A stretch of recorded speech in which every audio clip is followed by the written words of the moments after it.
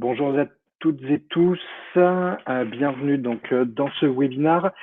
Je vais commencer sans transition, voilà, en patientant encore quelques secondes pour d'éventuels retardataires. Et voilà, pour commencer, bien me présenter. Donc, je suis Arnaud Panier, je suis le directeur de l'avant-vente d'Adimeo. Et je suis également expert et consultant RGPD pour nos clients et aussi en interne pour la structure. Et c'est donc pour cette raison que je vais vous présenter ce webinaire donc voilà, consacré à des aspects pratiques de la réglementation sur la protection des données personnelles. Je vais également, toujours en introduction, présenter Adimeo, qui est une entreprise d'un peu plus de 50 collaborateurs dans le domaine donc du digital, dans ces grandes dimensions. Nous accompagnons les entreprises, également les institutions publiques, dans les démarches de transformation liées justement aux outils numériques, donc pour de la création de nouveaux outils, mais aussi de nouveaux usages. Nous accompagnons donc nos clients sur à la fois de la méthode et de l'accompagnement technique. C'est vraiment dans cet esprit d'être tourné vers les utilisateurs finaux, les utilisateurs et consommateurs des services numériques, que nous proposons voilà, des projets qui sont personnalisés, taillés sur mesure pour les entreprises. Très concrètement, à travers 4 piliers de prestations assez classiques du numérique, mais qui sont vraiment intégrés à la structure d'Adimeo. Le conseil en amont des projets, étudier la faisabilité d'un projet, étudier l'existant dans le but d'une transformation, d'une évolution. Un studio qui est capable de concevoir, de designer à la fois des sites web, des portails, des intranets, des applications mobiles, de concevoir également des interfaces créatives pour ces projets. Particularité d'Adimeo, c'est d'avoir les capacités de production en interne pour tous ces projets, quelle que soit leur nature, que ce soit des sites web à vocation marketing et de communication ou des applications métiers. Et puis, en quatrième pilier de prestation, eh bien, toutes les phases d'exploitation de ces projets numériques à travers du marketing, de la maintenance, de l'analyse de données. L'idée est de construire voilà, un cercle vertueux, une collaboration au long cours dans ces projets. Une fois présenté Adimeo, on va rentrer donc dans le vif du sujet. L'objectif de ce webinaire, c'est de traiter de la réglementation générale de la protection des données, donc qui est un sujet sérieux, un sujet qui peut paraître un peu austère, très juridique à première vue. Mais voilà, je vais essayer de le rendre le plus pratico-pratique possible, en vous donnant justement des clés, des bonnes pratiques, des éclaircissements également sur ce qu'il faut savoir et ce qu'il faut mettre en œuvre dans le cadre de vos entreprises, donc en traitant du cas général et aussi de quelques cas particuliers. Pour atteindre ces objectifs, plusieurs points donc de sommaire. On refera un petit cadrage sur ce qu'est le RGPD, voilà, pour pouvoir repréciser des choses, pour pouvoir éventuellement aussi retirer des idées reçues qui sont des fois fausses ou pas tout à fait justes. Et puis, dans cette promesse voilà, d'avoir quelque chose de très pratique et de très concret, de pas trop théorique, on va parler donc en 4 temps de vraiment 4 points fondamentaux que sont les mentions légales sur un site web, sur une application.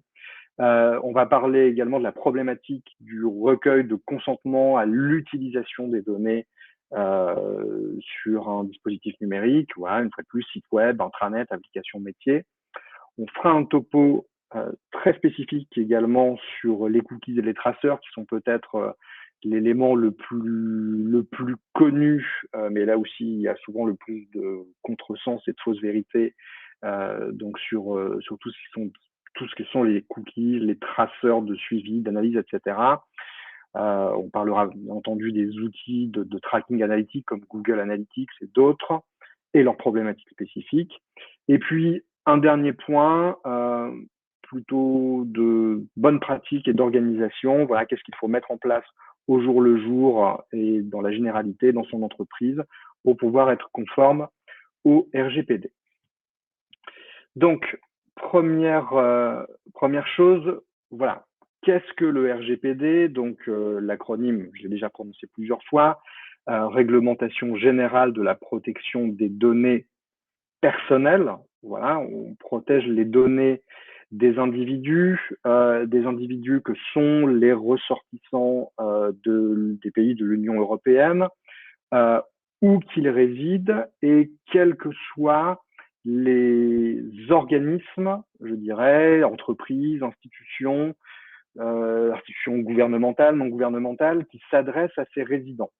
Donc, voilà, ça protège les citoyens européens, mais une entreprise qui est hors du territoire de l'Union européenne est soumise également au RGPD, puisqu'elle s'adresse potentiellement à des ressortissants de l'Union. Donc, on est vraiment dans l'esprit de cette législation, dans la protection des droits fondamentaux des individus. C'est quelque chose de très en pointe à l'échelle mondiale et d'assez novateur, enfin en tout cas très, très en avance, et qui a aujourd'hui des applications très concrètes. Je projette à titre d'exemple quelques coupures de presse, ou plutôt des communiqués de presse qui viennent du site de la CNIL, pour montrer que les actions de contrôle, les actions de sanction des organismes, des autorités de contrôle qui exercent le RGPD dans chacun des pays sont déjà véritablement en action. Voilà.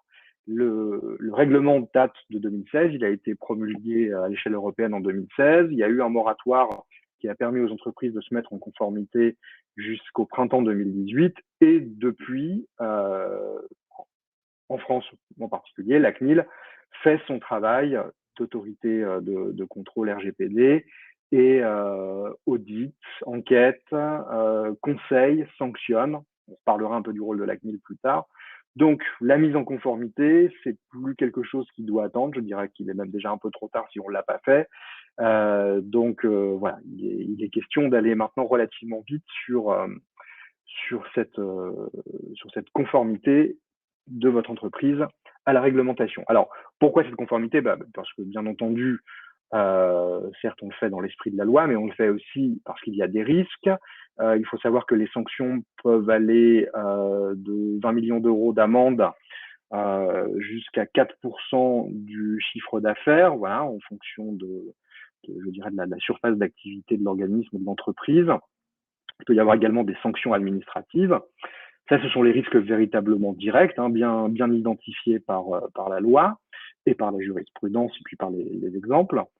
Et puis, je dirais qu'il y a aussi des risques indirects qui sont peut-être moins faciles à identifier, mais qui paraissent ensuite assez évidents et qui peuvent avoir des impacts presque beaucoup plus lourds que les sanctions prévues par le règlement. C'est la perte de clients, une image ternie, une perte de confiance vis-à-vis de son audience, vis-à-vis de sa clientèle, que ce soit online ou offline. La perte d'exploitation, parce que l'autorité de contrôle ou la justice peut requérir l'arrêt d'un service qui ne serait pas conforme à la réglementation, donc qui peut vous priver voilà, d'une source de revenus. Et c'est pas quelque chose qui est simplement du domaine de la supposition. Voilà, ça se vérifie très concrètement. Ça se vérifie même de l'avis de gens, de personnes qui ont été sondées sur cette question de la protection des données et de l'importance que ça représente.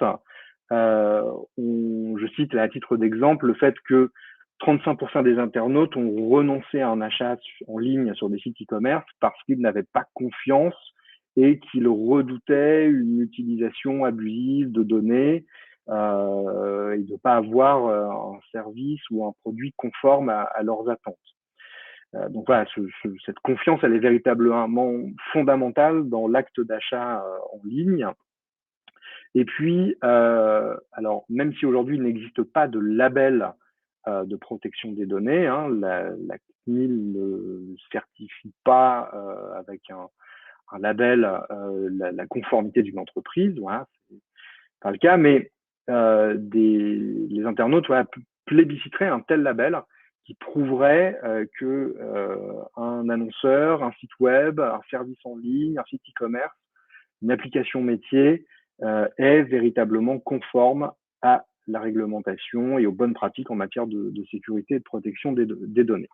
Donc on voit que on a vraiment toutes les bonnes raisons de se mettre en conformité avec cette réglementation. D'une part pour éviter les risques directs de sanctions et d'amendes, et également pour éviter, moi je pense que ce sont les plus importants, ces risques indirects de perte d'activité, de perte de conscience, de perte de position sur son marché parce qu'on a une image écornée voilà, par une fuite de données ou une condamnation de la CNIL. Puisqu'on l'a vu, hein, les sanctions sont rendues publiques, elles sont parfois anonymisées, mais ce n'est pas toujours le cas. Et ces communiqués de presse sont abondamment relayés par la presse spécialisée ou non. Alors justement, puisqu'on parle de la CNIL, c'est important quand même de bien connaître son rôle, puisque c'est pour le territoire français l'organisme véritablement qui est en proue de l'application du RGPD, et c'est vraiment vers cette institution qu'il va falloir se tourner quand vous aurez une question ou éventuellement des débuts de problématiques liés à votre conformité RGPD. Donc, elle a quatre missions. Elle a la mission, effectivement, de protéger les citoyens vis-à-vis du RGPD. Donc, c'est une autorité qui est à la fois proactive parce qu'elle audite et parce qu'elle investigue, mais aussi c'est une autorité auprès de laquelle on peut porter plainte ou au moins déjà réclamation pour quand on estime voilà, que ces données à titre individuel ont été compromises ou n'ont pas été ou que notre droit n'a pas été respecté. Et puis voilà, au-delà de l'investigation, la CNIL peut prononcer des sanctions. Ça, on l'a dit, on a vu les exemples avant. Il y a un rôle quand même très important aussi de la CNIL, et ça c'est la bonne nouvelle, c'est que c'est un rôle de conseil et de facilitateur. Voilà. Et c'est vraiment dans, vous pourrez le lire sur le site, hein, dans tout ce qui est manifeste, édito des contenus publiés par la CNIL, plutôt que comme un gendarme, la CNIL se présente comme un facilitateur. On le verra, je vous le dirai, et un peu plus tard, il y a beaucoup de ressources en ligne qui sont intéressantes, qui sont exhaustives, et on peut se féliciter d'avoir en France voilà, une des autorités de contrôle à l'échelle européenne qui est la plus active et qui fournit les meilleurs conseils et les contenus les plus denses et les plus à jour. Voilà. Alors, une fois ce recadrage du RGPD et de la CNIL en place, on va rentrer donc dans les aspects les plus pratiques. D'abord, premier point de conformité auquel il faut veiller, ce sont les mentions légales que vous allez faire apparaître sur vos dispositifs projets numériques. Alors, je garde ce terme générique pour ne pas dire forcément site web, intranet, application métier, application mobile, puisque ça concerne toutes sortes de projets numériques, quelle que soit leur nature. Voilà, à partir du moment où il y a des utilisateurs, il y a des données personnelles qui sont de sensibilité plus ou moins importante, mais en tout cas, chaque dispositif tombe sous le coup du RGPD. Alors, qu'est-ce que très concrètement, de façon très pratique, on doit avoir dans ces mentions légales? Il n'y a pas de modèle standard, même si vous pouvez en trouver, vous pouvez avoir des sources d'inspiration, vous pouvez vous les faire rédiger par un service juridique interne, externe, par des consultants. Il y a 5 points importants qui doivent être obligatoirement présents dans vos mentions légales, quelle que soit la tournure que cela prend. Déjà, la notion de transparence. Voilà. C'est d'avoir l'intention de dire tout ce que l'on fait, je détaillerai ce terme fait ensuite, avec les données des utilisateurs. Ça, c'est vraiment ce contrat de confiance qu'on passe à travers l'utilisateur. S'il lit les mentions légales, il doit déjà être rassuré sur le fait que ces mentions légales en elles-mêmes vont être très claires et que toute l'utilisation du site est parfaitement claire, sans ambiguïté et sans chose que l'on cache. Ensuite, on doit lister tout ce qui sont les données personnelles qui sont traitées. Alors, le terme de traitement de données personnelles, il apparaît dans les textes du RGPD. Traitement, c'est collecte, calcul, manipulation de données, transfert de données dans des bases de données, dans des formulaires. Voilà, c'est dès qu'on fait quelque chose d'un point de vue métier, d'un point de vue technique, avec des données personnelles. Donc voilà, traitement est un terme générique, mais il faut le prendre comme tel. Et ensuite, donc dans ces mentions légales, détailler ce que l'on fait. Voilà. Est-ce qu'on collecte des données à titre statistique, à titre commercial? Quelles sont les données qu'on collecte? Est-ce qu'on remplit un formulaire de contact pour un service après-vente, pour des questions marketing? On décrit, et je vous montrerai un exemple ensuite, ce que l'on fait avec les données des utilisateurs, de façon exhaustive. On doit également préciser si ces données sont transmises à des tiers pour des raisons de sous-traitance, puisque on peut ne pas exploiter directement les données que l'on collecte de ces utilisateurs, mais les confier à des sous-traitants qui vont opérer de façon très légitime, de toute façon, des choses voilà, pour du marketing, pour du traitement métier, pour toutes sortes de finales. Donc, il faut identifier ces sous-traitants et expliquer aux utilisateurs voilà, que c'est en toute confiance qu'on leur transmet ces données, qu'on le fait pour des raisons légitimes. Et le fait d'identifier ces sous-traitants, c'est bien aussi pour que l'utilisateur puisse s'assurer que le sous-traitant est lui-même en conformité avec le RGPD. Voilà. Vous vous en serez assuré au moment où vous avez choisi vos sous-traitants, mais il faut que l'utilisateur soit également informé de cette conformité, de cette qualité de service du sous-traitant. On indique également les voies de recours de façon très claire. Est-ce que on a un délégué à la protection des données? Ça, je vais en parler un peu plus tard de ce rôle de DPO. Est-ce qu'on a un service qui est dédié à ça? Est-ce qu'on a un formulaire? Est-ce qu'il faut le faire par email, par téléphone? Voilà, quelles sont les différentes voies de recours? Alors, il y a des bonnes pratiques. On favorisera des voies de recours qui matérialisent les échanges, qui les horodatent, qui les circonstances, pour qu'il puisse y avoir une traçabilité en cas de pré-litige ou de litige. Bien sûr, on fait référence aussi également à la CNIL, qui elle-même est une voie de recours, peut-être ultime, mais c'est important de rappeler aux utilisateurs que c'est la CNIL qui peut venir à son recours comme tiers facilitateur. Et puis, dernier élément important dans les mentions légales, c'est d'avoir une date de mise à jour. Puisque les mentions légales, elles vont évoluer, ça, il faudra y penser, il faut les faire évoluer en fonction que vos usages évoluent. Quand vous mettez en place de nouveaux traitements de données, quand vous changez le périmètre d'action de vos sites, voilà, une date aussi, ça peut être intéressant pour que les utilisateurs sachent de quand date la dernière mise à jour des mentions légales. Une fraîcheur récente incitera aussi également à la confiance et on verra que c'est pas simplement une page un peu obligatoire qu'on a mis dans un coin et qu'on a oublié. Alors, quelques exemples très concrets. Ici, sur le site de SNCF Connect, la charte de confidentialité. Alors, là, ils ont organisé les choses de façon assez intéressante puisque il y a une sorte de sous-site sur un sous-domaine qui est confidentialité.sncf-connect.com. Donc, on a un mini-site qui est vraiment dédié à la charte de confidentialité et à la protection des données personnelles. Au cœur, le RGPD. Après, il y a des clauses un peu plus spécifiques à la SNCF. Et on retrouve ici parmi les cinq thèmes dont j'ai parlé, le transfert des données, c'est la sous-traitance. À quoi servent vos données? C'est l'explication des traitements. Exercer vos droits, ce sont les recours. L'accueil, il y a un manifeste sur la transparence des données. Et puis, on a des choses un peu plus précises. Voilà, donc on peut composer autour de ça.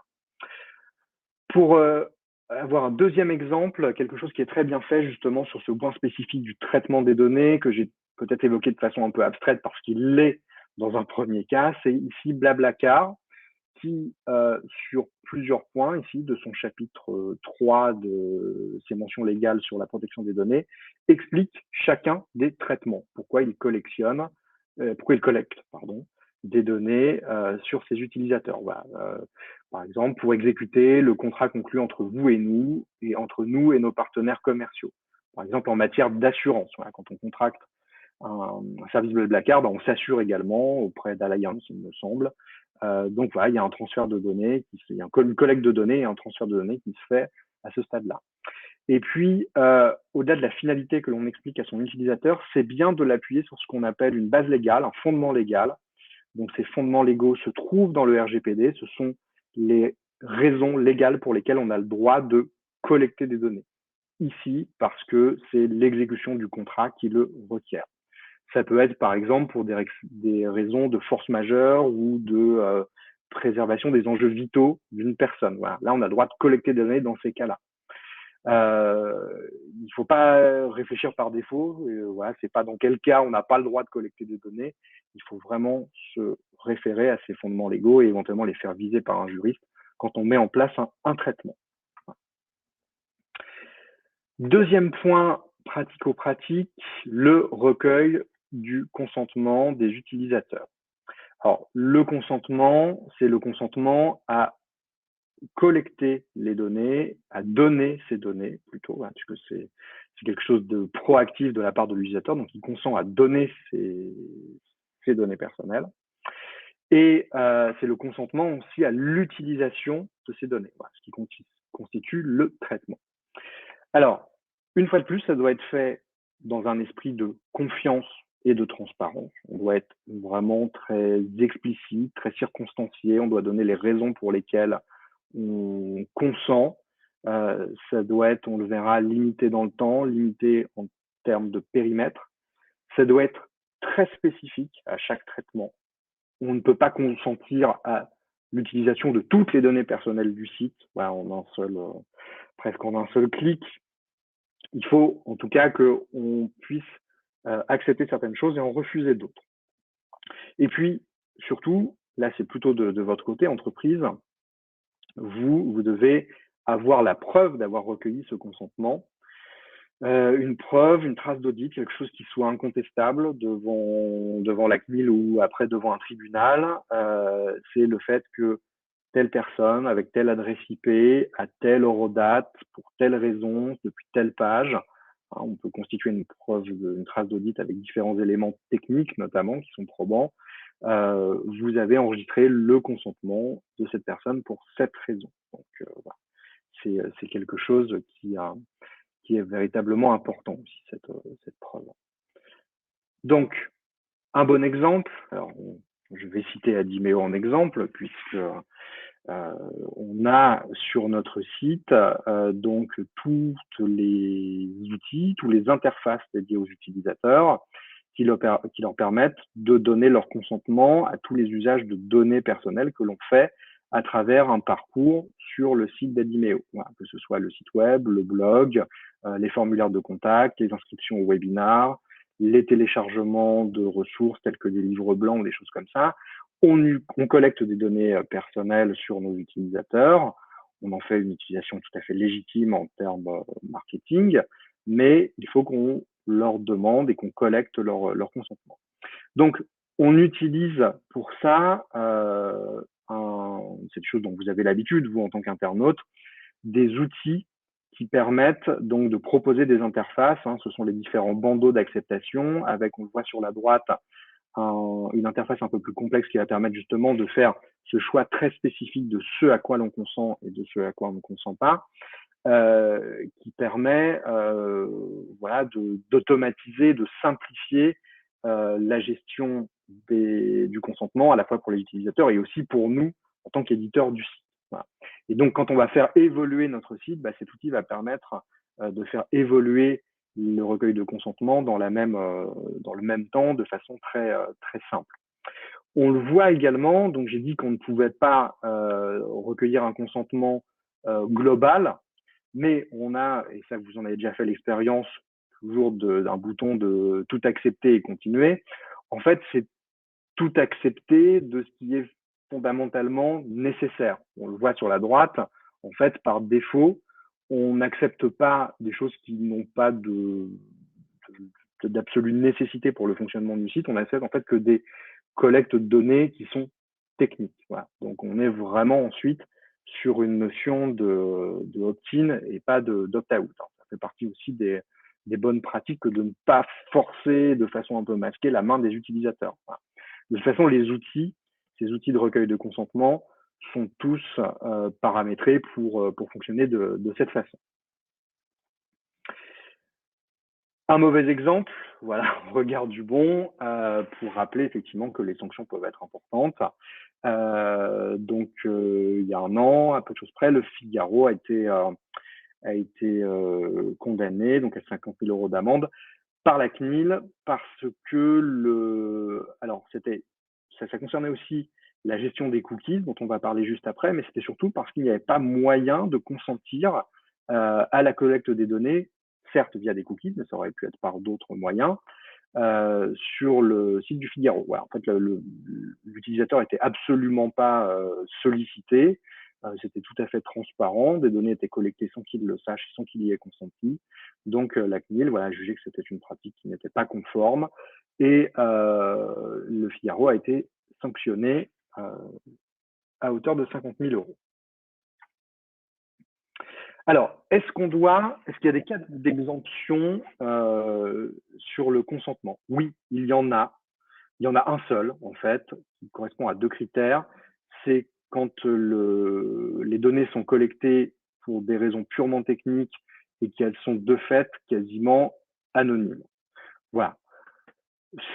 En fait, ça correspond à ce fameux critère nécessaire. Donc, la bonne pratique, c'est de demander quand même ce consentement. Voilà. Techniquement, ça coûte pas grand-chose et c'est quand même un gage de bonne volonté, de presque faire mieux que bien.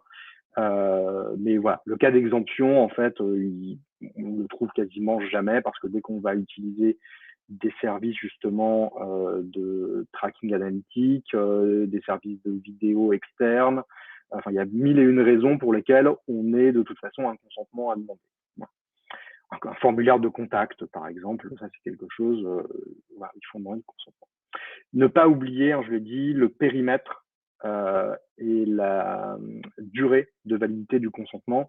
Le consentement, il n'est pas donné ad vitam aeternam, il est pour une durée limitée et surtout, on le donne pour, on va prendre l'exemple d'un formulaire, si je consens à donner mes données personnelles à travers un formulaire de contact, si ce formulaire change, si on rajoute des champs, si il est traité par un autre sous-traitant ou différemment dans l'entreprise, eh bien, il faut redemander le consentement parce que c'est plus le même contrat, c'est plus le même deal, c'est plus le même périmètre. Voilà. Et je rappelle voilà l'importance des solutions techniques qui vous facilitent quand même la vie pour la mise en place de ce recueil de consentement. Je vois d'ores et déjà des questions dans le chat, hein, j'en prends note et j'y réponds dans la deuxième phase de ce webinaire. On va parler aussi d'un point important, très connu, je l'ai dit, il y a des fois des contre-vérités ou des imprécisions, ce que sont donc les cookies et les traceurs d'un point de vue RGPD. Alors, les cookies et les traceurs, ce sont des dispositifs techniques qui permettent de collecter à travers l'usage du web, à travers un navigateur, donc ça c'est vraiment le cookie en tant que tel, mais ça peut être des pixels cachés, des pixels beacon. Il y a toutes sortes de techniques qui permettent de collecter des données sans que l'expérience utilisateur vraiment concrète, visuelle, en soit affectée, enfin qu'on détecte quelque chose. Donc, c'est pour ça que le RGPD a beaucoup insisté sur ces systèmes, parce que ça peut passer pour des systèmes espions, voilà, si c'est utilisé à mauvais escient ou disons mal utilisé. Donc, pour moi, c'est vraiment une priorité dans la mise en conformité. C'est notamment beaucoup sur ces points que la CNIL sanctionne et exigeante et contrôle. Donc, c'est voilà, quelque chose auquel il faut faire en particulier attention. Donc, pour la bonne pratique, les cookies requièrent un consentement. L'utilisation des cookies ou d'autres traceurs requiert un consentement spécifique en expliquant bien à l'utilisateur que c'est quelque chose qu'il ne voit pas techniquement, mais qui collecte quand même des données. Voilà, donc que ce ne soit pas fait à son insu. Une bonne pratique également, c'est de limiter leur utilisation, c'est limiter les risques. Plus on utilise de cookies, de traceurs, de choses comme ça, plus on a une chance qu'ils soient, enfin un risque du moins, qu'ils soient pas bien documentés, qu'on sache plus où ils sont, ce qui fonctionne, ce qu'ils font. Voilà. Donc essayer d'être économe, d'être sobre en termes d'utilisation de traceurs et on limite le risque sur ce point. Voilà. Et donc le rappel, c'est demander le consentement, hein, ce qu'on a vu juste avant, spécifiquement pour l'utilisation des différents cookies, que ce soit les cookies de Google Analytics, de votre propre site web, de YouTube, d'autres services. Voilà, il faut tous les lister spécifiquement. Alors, je fais un focus vraiment dans ce webinaire sur le cas de Google Analytics parce que il utilise des cookies. Il y a une longue histoire entre le RGPD et Google Analytics, qui est un service américain qui a été beaucoup regardé, critiqué, sanctionné par les autorités de contrôle, notamment celles autrichiennes, luxembourgeoises et françaises. Donc, il y a un vrai problème aujourd'hui. C'est que Google s'est mis en conformité avec les injonctions de transparence dans ses mentions légales, s'est mis en conformité avec les problématiques de consentement, mais il y a un point sur lequel, et la chose est très récente, hein, on voit le communiqué date du 10 février de cette année, c'est que Google sous-traite des données et transfère des données hors de l'Union européenne. Donc malgré des dispositifs, des avancées, des dispositions techniques, la CNIL, d'autres autorités de contrôle en Europe jugent que le service de Google Analytics n'est pas conforme au RGPD, quoi qu'il arrive, quoi qu'on en fasse et quoi qu'on puisse, quelle mise en œuvre on puisse en faire. Donc, mon conseil, le conseil d'Adimeo, on a fait une prise de parole et un article que vous pourrez lire sur notre blog, c'est qu'a priori, aujourd'hui, il ne faut pas utiliser ce service et que son avenir est peut-être très compromis. Voilà, même si ça reste fonctionnellement un outil d'analytics peut-être probant, bien fait, efficace, il n'est pas conforme au RGPD et on devrait ne pas l'utiliser. Voilà. C'est cette conclusion bien tranchée sur Google Analytics. Alors, il y a des solutions alternatives. Voilà. Et la CNIL, bien entendu, c'est pas forcément d'ailleurs évident parce que et là, elle fait son rôle de facilitateur, puisque Google Analytics n'est plus utilisable et même en gardant voilà cette neutralité d'une institution publique, a listé un ensemble de solutions, alors similaires, équivalentes, je ne sais pas, à Google Analytics, qui sont conformes avec le RGPD. Donc voilà, c'est publié, c'est public, là j'en cite 3 parmi les plus connus. J'attire votre attention quand même sur le fait que ces solutions sont conformes sous condition de mise en œuvre spécifique. La CNIL a fait l'analyse du fonctionnement de ces différents fonctionnements possibles de ces solutions et elle a publié des guides de mise en œuvre pour qu'on reste RGPD compliant, pour qu'on reste conforme, parce qu'on pourrait faire des usages détournés aussi de ces outils. Hein. Ça, c'est pas un problème. Si on veut mal faire, on peut le faire.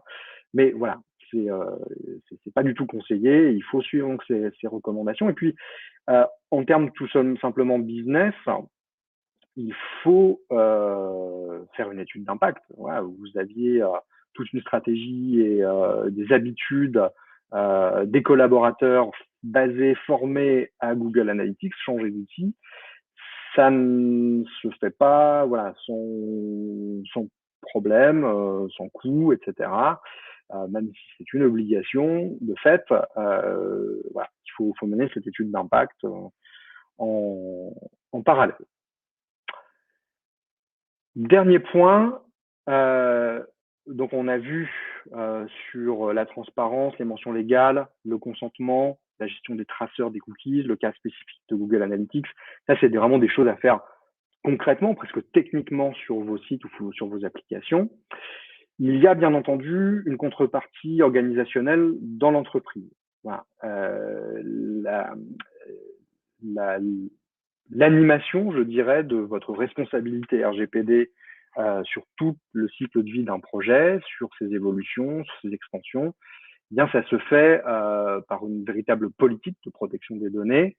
On doit s'organiser c'est une très bonne pratique de mettre en place au moins un référent protection des données et dans la plupart des cas, un délégué à la protection des données, donc qui est un poste, une fonction bien définie par la CNIL, enfin par le RGPD en l'occurrence, mais la CNIL donne des pistes voilà, pour pouvoir nommer un délégué, qui il doit être, quelle est sa position dans l'entreprise, quelles sont ses missions, quels sont ses potentiels conflits d'intérêts. Donc voilà, ça c'est des choses sur lesquelles vous pourrez vous renseigner ou sur lesquelles on pourrait vous accompagner.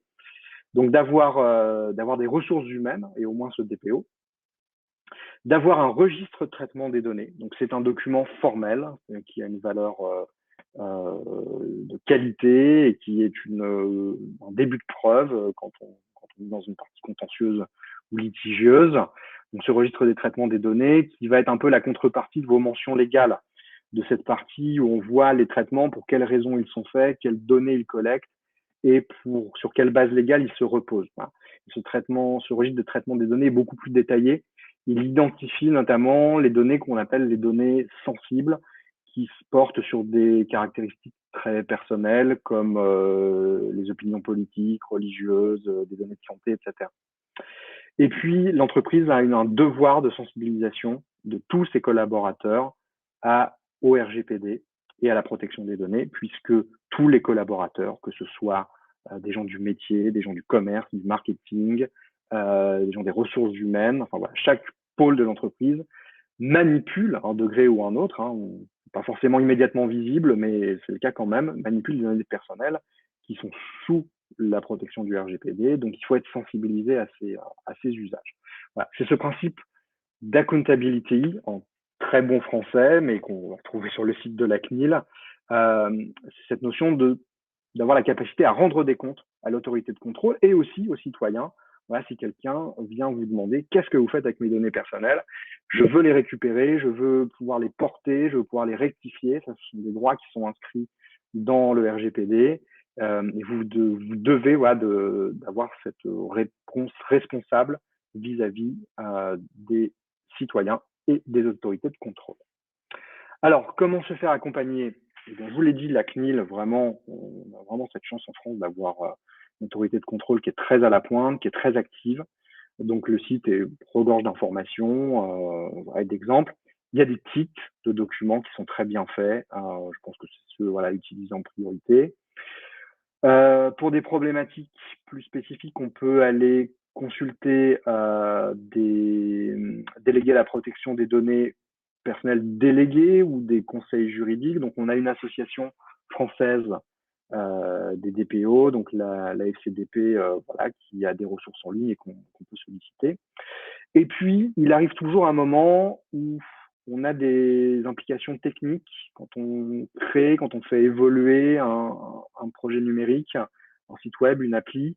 Eh bien, en termes de conception, en termes de prototypage, de parcours utilisateur, que ce soit des formulaires, que ce soit justement ensuite en web marketing, le tracking, ou en structuration de la base de données sur des choses beaucoup plus techniques, eh bien, on doit prendre en compte ces questions de RGPD. Donc là, il y a des entreprises comme Adimeo qui peuvent vous aider à prendre en compte cette problématique à chaque étape d'un projet, puisque il faut toujours garder cette problématique en tête. Est-ce que ce que je suis en train de concevoir, l'usage que je prévois pour mes utilisateurs, est-ce qu'il sera conforme? Est-ce que je pourrais même le mettre en conformité?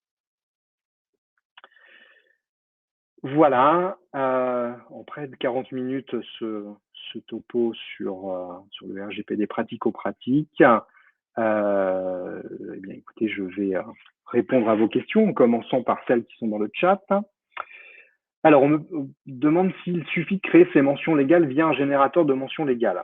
Alors, je dirais que non, c'est pas suffisant. Le générateur, au mieux, il va vous donner une sorte de chapitrage. Vous allez devoir vérifier que vous avez bien les 5 points que j'ai évoqués, que le générateur n'en a pas oublié. Le contenu, certes, c'est du contenu juridique, mais il faut qu'il ait un sens. Il faut qu'il soit vraiment concret. Et puis, comme je vous l'ai dit, chaque traitement est très spécifique finalement à votre site, à votre problématique. S'il y a des choses toujours un peu similaires d'un projet à un autre, non, vous allez devoir l'adapter. Donc, moi, je déconseille le générateur de mentions légales. J'irai plutôt voir sur le site de la CNIL des exemples, des templates qu'il va falloir quand même travailler, adapter à son cas précis, mettre à jour, n'oubliez pas, et faire viser par quelqu'un d'un service juridique. Alors, est-ce que les mentions légales sont également obligatoires dans le cas d'un traitement qui a comme base légale un contrat? Alors oui, tout à fait. L'exécution d'un contrat, c'est une base légale légitime d'après le RGPD pour collecter des données. Voilà, on avait pris l'exemple de Blablacar. C'est sûr que si vous ne donnez pas votre nom, votre prénom, la plaque d'immatriculation de votre voiture, le trajet que vous allez faire, bah, Blablacar ne peut pas faire sa prestation. On ne peut pas réaliser le contrat qu'il passe avec vous. Donc oui, ça c'est une base légale. Mais par contre, il faut que les mentions légales le précisent. Justement, c'est bien parce que on l'a validé qu'il faut l'indiquer. Voilà. Alors, doit-on stocker la traçabilité du consentement au recueil des cookies pour juste un site internet sans formulaire de contact, pas un site d'achat non plus, juste un site informatif? Alors là, effectivement, on tombe peut-être, ce serait vraiment à vérifier, hein, faut vraiment creuser le sujet jusqu'au bout. On tombe peut-être dans ce cas unique où on n'a pas besoin de recueillir de consentement. Parce que, certes, on collecte des données de l'utilisateur, mais ce sont des données exclusivement techniques, anonymes, qui ne permettent pas de l'identifier, absolument pas. Donc, voilà, on n'est pas soumis à ce consentement dans cet unique cas. Mais il faut vraiment prendre des pincettes avec ça. C'est à vérifier spécifiquement. Alors, j'ai une question qui est plus une affirmation, mais on sent la question derrière, qui est compliqué d'établir un retour sur investissement. Alors, c'est pas véritablement effectivement un investissement, je dirais, très lucratif que de mettre en place sa conformité RGPD. Comme je l'ai dit, c'est plutôt pour éviter des pertes de valeur, des pertes d'exploitation, parce qu'on va être sanctionné, parce qu'on va avoir une amende, parce qu'on va perdre des clients. Donc, le retour sur investissement, il est là, c'est qu'on se prémunit d'éventuels problèmes qui peuvent avoir un impact en argent sonnant et trébuchant. Ensuite, oui, alors, j'ai affirmé de façon un peu peut-être péremptoire que Google Analytics, il fallait plus du tout l'utiliser. Oui, vous avez entièrement raison, Giovanna, il y a un cas dans lequel on peut utiliser encore Google Analytics en mettant un proxy qui va permettre donc entre l'utilisateur et le service Google Analytics de proxifier les données et de les anonymiser. Certes, là pour le coup, on peut se poser la question du ROI parce que ça a un coût. C'est un coût d'exploitation qui peut être assez important parce que le nombre de requêtes sur le proxy, il a un coût et potentiellement il est assez énorme si on a un fort trafic sur son site. Et puis, il y a des cas où finalement la donnée collectée, elle sera pas très intéressante pour Google Analytics. Donc, on aura fait l'effort de mettre un proxy, de payer son coût, mais de pas avoir de données significatives. Donc, c'est pour ça que cette autorisation, je dirais, que fait la CNIL, elle n'a pas énormément de réalité. Elle n'est pas impossible, elle peut avoir du sens dans certains cas, mais je dirais que la probabilité, la pertinence de le faire est très faible. Voilà, et merci de vous donner effectivement le lien sur cet article de la CNIL qui détaille, etc. Comment rester concurrentiel quand les anglo-saxons s'affranchissent de toutes ces règles? Alors, d'une part, ils n'en sont pas véritablement affranchis, c'est-à-dire que la CNIL peut sanctionner, il y a des traités commerciaux entre l'Union européenne et d'autres zones du monde, et quelqu'un qui l'enfreindrait peut s'exposer également à des sanctions. Ça reste théorique, hein, dans les faits, on a effectivement une hégémonie de grands annonceurs, de grands services anglo-saxons. Eh bien, je dirais que peut-être se tourner vers un marché local de proximité en se donnant c'est même pas une image, c'est vraiment en affirmant cette bonne pratique que de traiter de façon respectueuse les données personnelles, ça peut être un avantage concurrentiel. Voilà. Les internautes sont sensibles à ça. Hein. C'est l'exemple que je citais le prouve. Voilà, ça reste une intention, ça reste peut-être difficilement tangible immédiatement, mais moi je pense que c'est quelque chose qui va dans le bon sens. Alors la fin des cookies est annoncée par Google. Oui, alors on peut imaginer que Google va quand même réagir parce que là ce serait, c'est pas un acharnement, hein, c'est vraiment très légitime que les autorités de sanction, de contrôle, pardon, et de fait de sanction s'intéressent au cas de Google. Donc je peut penser qu'ils se mettront à jour à la fois dans leurs pratiques, dans leurs éléments techniques. Est-ce que ce sera conforme au RGPD? Bah, il faudra suivre l'actualité. Je pense que bah, s'il y a une riposte de Google, il y aura riposte, eh bien, il y aura également, cette bonne guerre, une vérification des autorités de contrôle européennes et on saura si le service est conforme. Et voilà, on parle beaucoup de Google parce que c'est la partie émergée de l'iceberg. Il faut voir qu'il y a beaucoup d'autres services qui pourraient être dans le viseur des autorités de contrôle. Alors, nous avons sur notre site un formulaire avec les coordonnées de la personne, adresse, tel et mail. C'est pour envoyer des informations sur nos séjours touristiques, notre site étant uniquement un site d'information et de vente.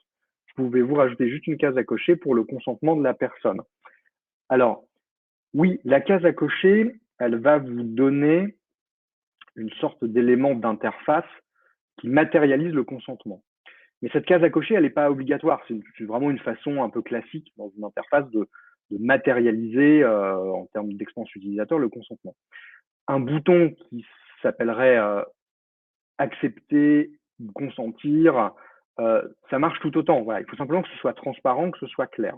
Et puis que d'un côté technique, vous ayez bien la preuve, comme je l'ai expliqué, que quelqu'un a bien cliqué sur ce bouton-là à un moment donné. Ce que vous devez faire dans le cadre de votre petit formulaire d'information touristique, c'est d'expliquer que voilà, vous collectez une adresse postale, un tel et un mail pour des raisons d'information, etc. Donc ça se passe dans les mentions légales. Et voilà, après, vous pouvez le matérialiser de façon case à cocher ou non, mais il faut le matérialiser. Voilà. Il y a un consentement à donner, même si ça paraît un peu anodin, même si c'est pour des raisons touristique sans implication véritablement commerciale, puisque c'est peut-être plus culturel. Voilà. Avez-vous un plugin WordPress à nous conseiller pour une conformité au niveau des cookies? Non, j'en ai pas spécifiquement à vous conseiller. Ça va dépendre un peu de la forme, de la complexité, des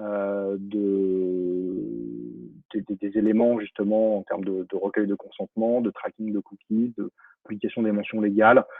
Là, il faut un peu les benchmarker et ça, on peut le faire pour vous le cas échéant.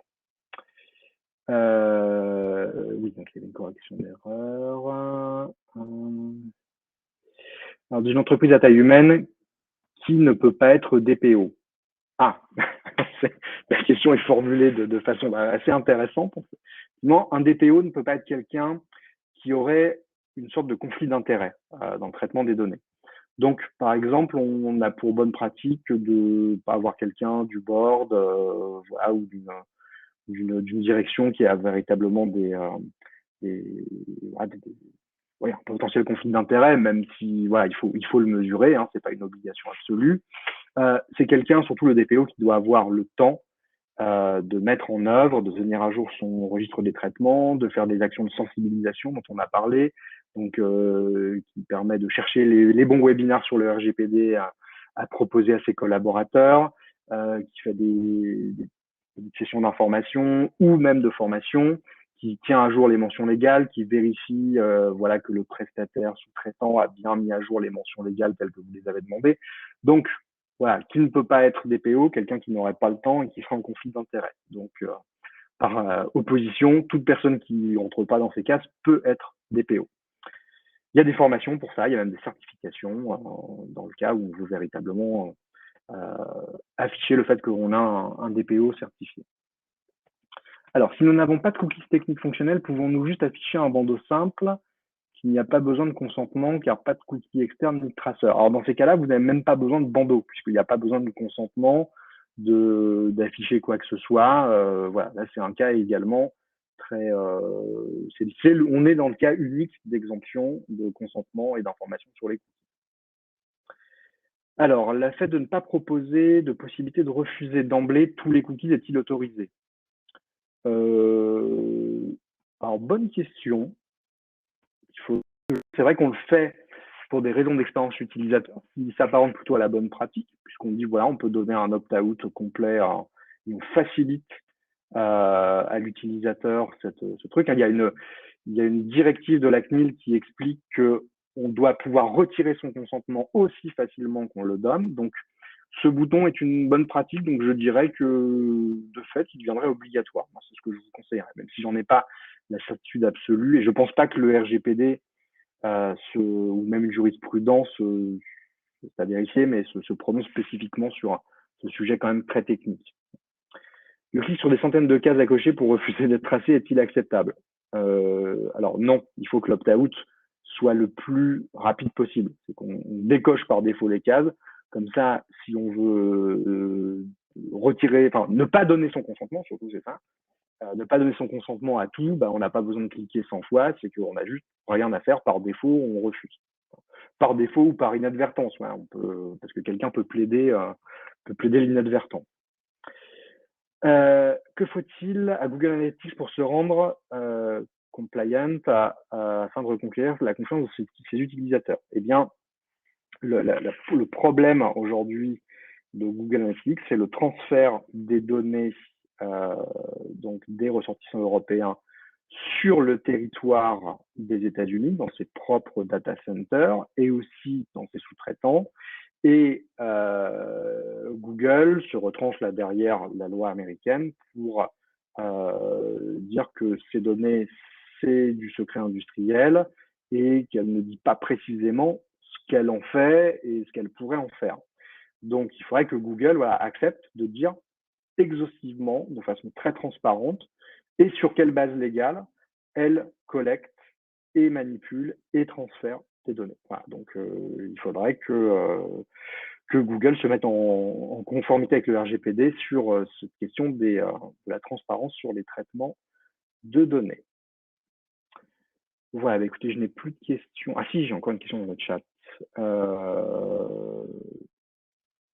Les cookies wall, donc effectivement, ce sont ces murs de cases à cocher d'explications sur les consentements. Je réaffirme ce que je viens de dire. Ils ont une obligation d'être là si on utilise beaucoup de cookies. Il faut un moment qu'on les liste. Voilà. Qu'est-ce qu'on fait avec les cookies, avec les traceurs? Donc potentiellement, il peut y en avoir beaucoup et donc ça crée un mur d'affichage de cookies qui peut faire peur à l'utilisateur, mais ça ne lui fera pas peur si toute l'utilisation de ces cookies sont par défaut décochés.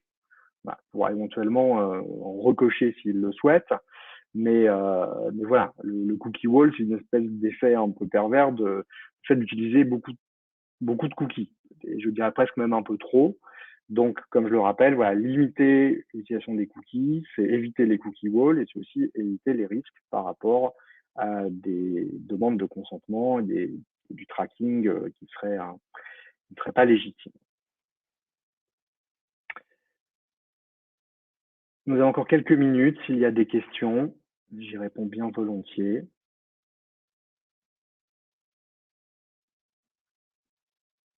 Il y a l'air d'avoir répondu à l'essentiel et je vous invite, puisque c'est affiché à l'écran, à l'un de nos prochains webinaires, ce début de période estivale, alors sur une question du digital également, sans lien avec le RGPD, quoique. Donc, un séminaire consacré aux bonnes pratiques sur l'UX Writing, qui sera mené par une consultante de notre pôle conseil et notre lead UX du studio, le 7 juillet 2022 à 14h sur cette plateforme. Je vous remercie et je vous souhaite une bonne continuation cet après-midi. À très bientôt, au revoir.